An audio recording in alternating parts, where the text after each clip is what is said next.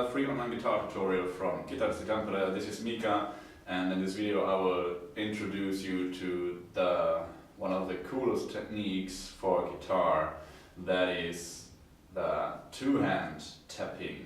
There are a few things that you need to keep in mind for this technique to sound clean and of course to be able to make it sound strong.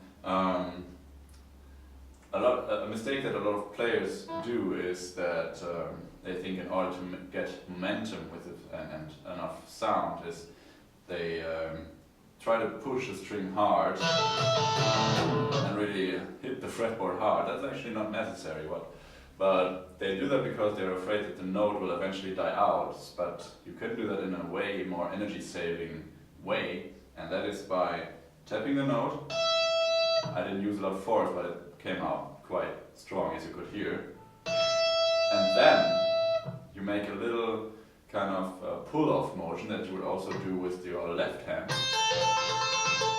And I explained that in another video before, how you do that with the left hand, and you have to do the same with your right hand. I would suggest doing that with your middle finger, because the other two fingers should hold the pick, but this is just one way to do it. There's others. That's just how I prefer it. So, what you need to do is you hit the fretboard, and then you pull off in that direction. And why most guitar players don't find it out on their own, maybe, is because they see other players doing that, and it just looks like this. Not much motion downwards, but that's what's behind there. They just perfected their motion so well that they don't need much downward motion anymore.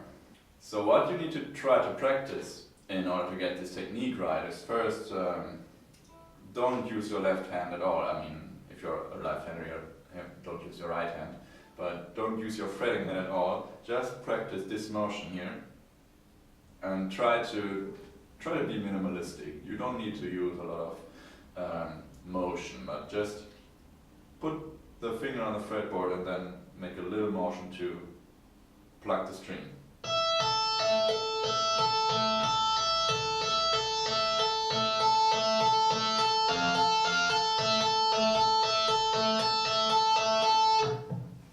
You don't need to use much force with that, because if you want to do that speedy, like here,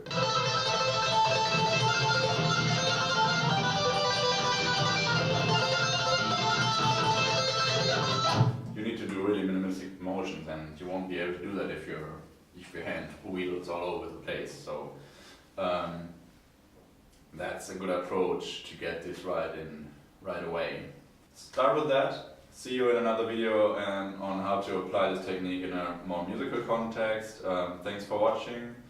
I would suggest start practicing this motion first, and see you in the next videos on how to use it in a more musical kind of context. Until then, thanks for watching and stay tuned.